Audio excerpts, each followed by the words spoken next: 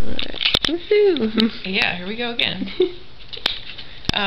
So he would have to get these shots, and he didn't like the shots because they hurt. So we would have to hold him down, and he was 4 and very fragile, and it would still take my husband and me to hold him down and force the needle into his leg, and he would be screaming for us not to hurt him. And it was really difficult because that time at night when I would hold him, he would always whisper in my ear, "Please don't hurt me again tomorrow." And for me that was like, oh, how do you explain that you're not hurting them, you're helping them? So I remember talking to a nurse about that when we were in the hospital, and she said, "Tell your insurance company that you can't do it. You don't know how to do it, you can't do it, and you're not qualified to do it. Tell them you're an idiot and you can't do it, and they will have someone come to the house and do it for you." And so that's what I did. I can't do it, I don't know how to do it, I need someone to come do it. And so that put me in a position of being able to comfort him instead of being the one causing him the pain. And it took a while for him to be able to come to terms with those shots, but he did. And I think that was one of the most bittersweet moments for me, because it was sad that he had to be in a position where he had to give up on that and understand that he had to say, "I'm just gonna keep getting hurt, that's just my lot in life." And it made me angry about all the kids out there that didn't have to be hurt like that, and it made me angry at all the parents out there that didn't have to hurt their kids. And I think that that's because with cancer, you want to be angry at something, and you just can't be angry at some disease that shows up on a microscope slide. You feel like you have to be angry at God or anybody else and everybody else. And so he breezed through his chemo treatment in 6 months. We had some scary parts. He was allergic to blood products, so he went into anaphylactic shock one time, which means he was having trouble breathing and had all these huge hives that showed up on his body, and these weird things that were happening to him in the hospital when he was getting a platelet transfusion. And it happened just at the moment that our daughter Nina had made in the playroom a picture that she had colored that she wanted to share. So she came running in the room when all of these doctors and everything were trying to save Will and give him that shot of epinephrine that was going to make him be able to breathe again. And I had to send her out of the room. I had to yell at her to leave. And I think back to the moments about what a price my kids had to pay for that disease. And not just Will, but our daughter and our other son had to pay a big price. And I've heard years after, our son Tom told us that nobody in his first grade class wanted to play with him because they were afraid of catching what his brother had, because when I pick him up I had to carry Will, and he was bald and he had a mask on, and some kids would laugh and point at him, and it was tough on Tom because he didn't have any friends to play with him. And Nina, it was tough on her because everybody kept asking what was wrong with her brother, and she would have to talk about it, and she didn't have the ability to go in a room and let it go. She'd be right in the middle of a math test and just start crying, and then she'd have to leave and go outside to put herself together, and then she'd have to give up her lunch to take her math test. And it was just an awful situation for them all, but we made it through. His last day of chemo was kind of a bittersweet day for us, because one of his first friends that he met, who when our son was first transferred to the 4th floor to get his chemo, there was a boy who had just finished up his treatment for neuroblastoma, and it was his last day. And he was so happy and yelling on all over the place that I beat chemo and on the intercom and stuff like that.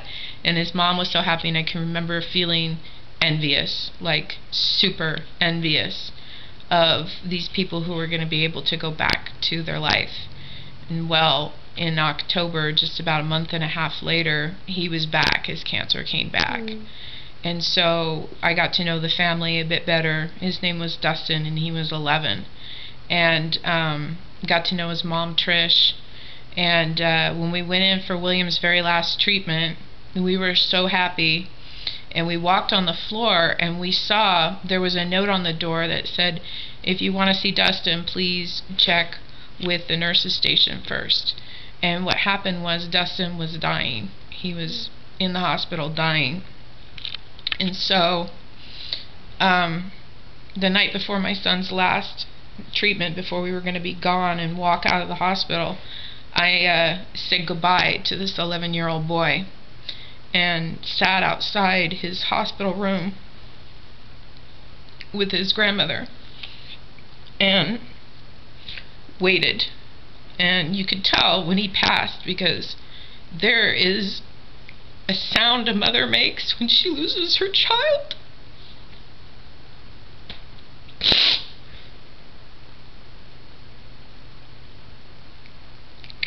I heard that sound too many times on the floor. But he was gone.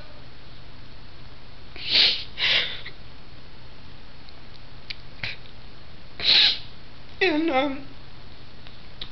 I just sat there for a few minutes and then went back in and pasted a smile on my face and talked about to my son what we were going to do when he was done with his chemo.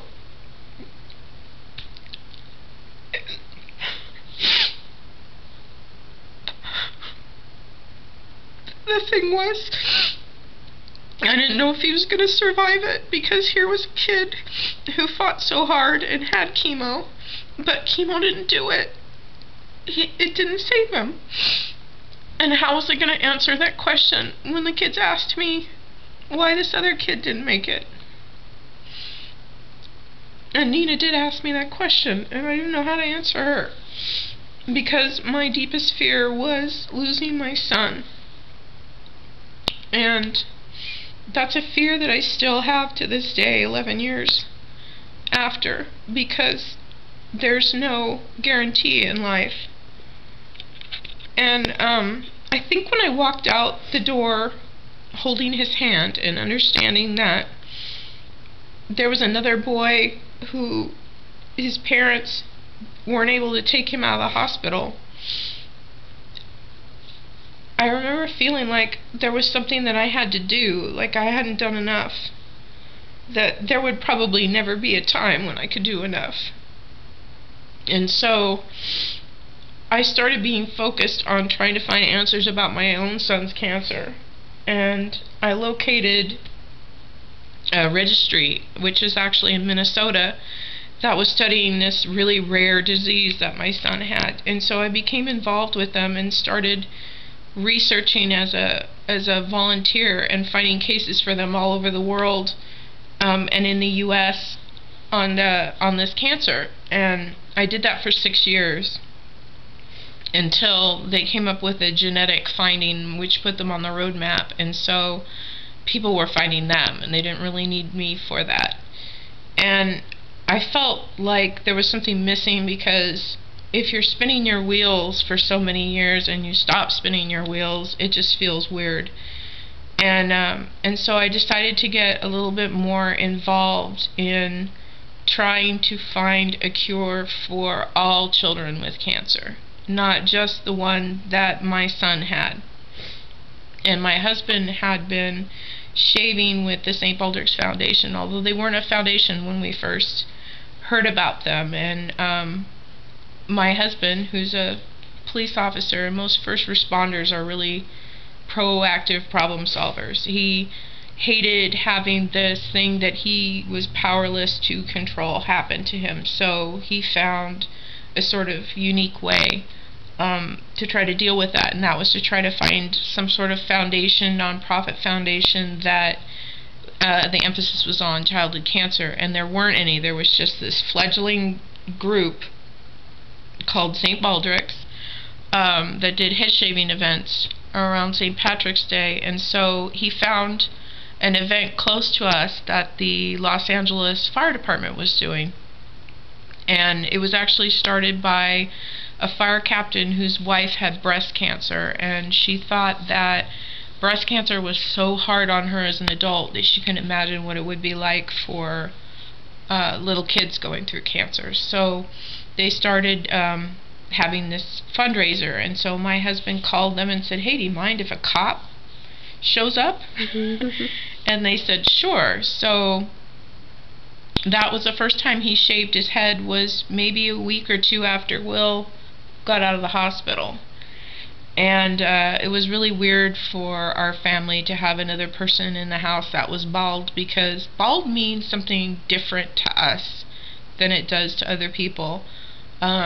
You can see people who are bald because they've lost their hair due to, that's just what happens with a lot of men. Or women, or whatever, but to us, bald always takes us to a place where it's kind of hard to come back from. And so it was a little difficult on the kids when my husband shaved his head. Will thought it was alright, but nothing ever goes the way you plan with kids anyway. You make this grandiose gesture and they're meh, like the teddy bear that I bought that he hated. We still have it, though. He's grown to like it. Well, he used to make that teddy bear get the shots before he would get the shot. So the lady would come and poke the bear first. That's cute. Yeah, so it still has the Band-Aids on it that we put 11 years ago. Yeah. It's like a museum. We have things that we haven't gotten rid of. It's really hard because it's an emotional journey for us. So he shaved his head, and he decided that he wanted to keep doing that, and so he does it every year, and he's now the co-organizer. He's been co-organizing it for 10 years, but it's the 11th year, was this year that they did it. So every year it comes along, it coincides with our son's anniversary of being cancer-free, which for that, it's different things. People will say your anniversary of cancer-free may be when they remove the tumor, but for us it was the very last day of his chemotherapy, because that's when he was on his own, and he didn't have that bridge, that support bridge of chemo watching out for him anymore. And so our son, when he was 6, he decided he wanted to shave. And I remember he said he wanted to shave, and my first instinct was, no, I'm not going to have to look at you be bald again, ever.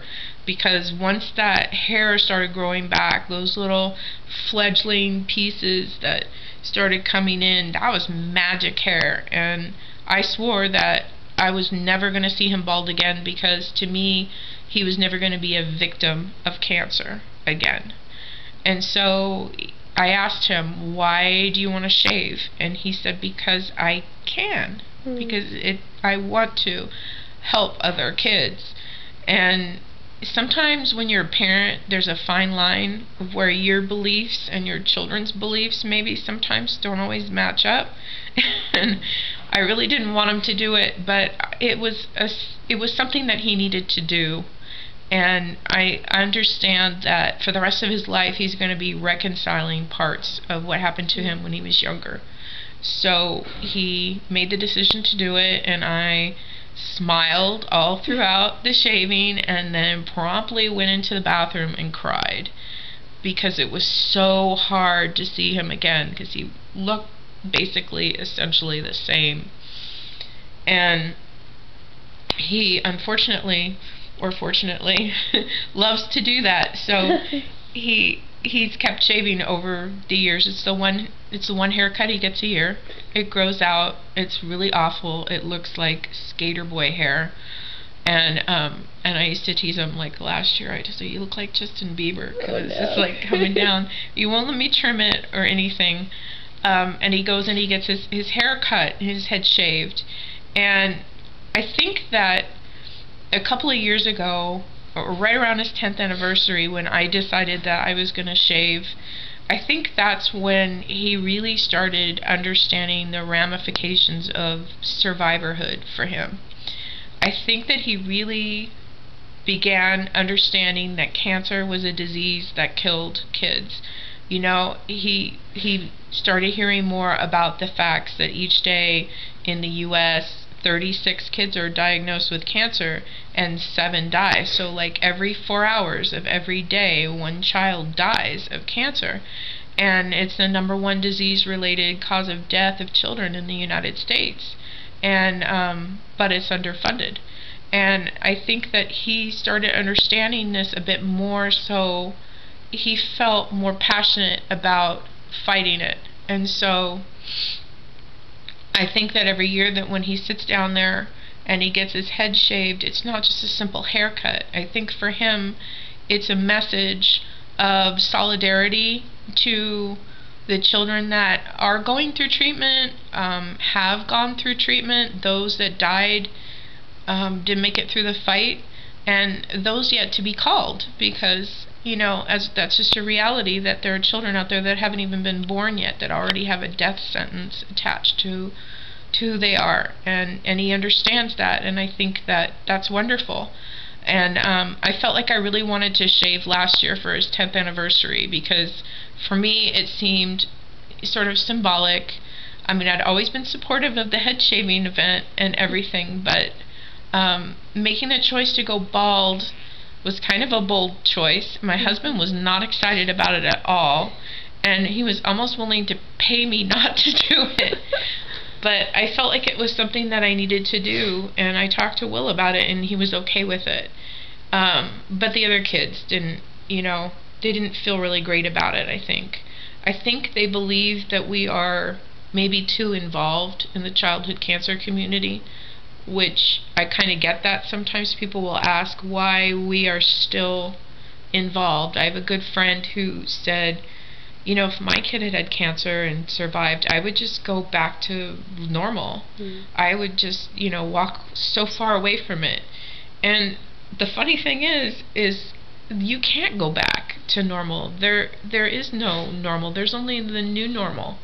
And the new normal can be, you can either forget the lessons in life that you've learned, or you can take those lessons and you can do something with them and try to be the force of change, which is important because children they don't have a voice, they're not part of the voting population, and kids that are going through cancer, their parents, that's what I've heard from people, well, their parents are part of the voting population, but their parents are so busy focusing on trying to save their kid's life and keep their families together that they can't, there's not time for that. And then some of them, so many on the cancer floor, when we were going through Will's treatment, they lost their homes, they lost their jobs, they lost their businesses, and then they lost their child, and then they still had to pay the medical bills for the treatment that didn't cure their child. And so there's so much helplessness attached to it. And so for me, I feel like there's a responsibility. If you've made it through the fight and you're strong enough to be able to be an advocate, then you should do that.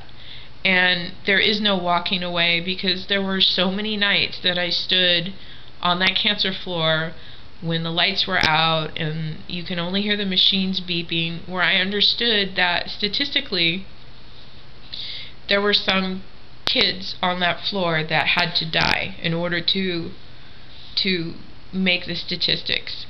And I remember thinking, not mine. I would do almost anything to not have my child. Please spare my child. But when you do that, you're actually asking for somebody else's child to be taken. And that's a horrible thing.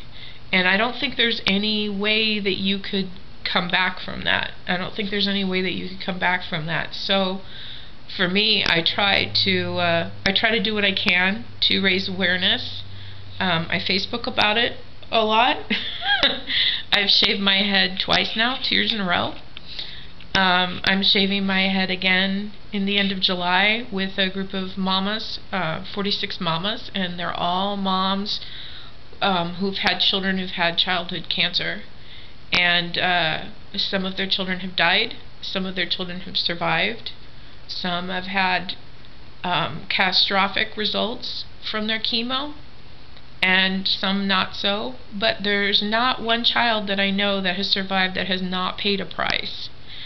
And in this day and age, we have the technology, we have the ability to be able to do something to help these children, but it seems like the emphasis is more on adult cancers.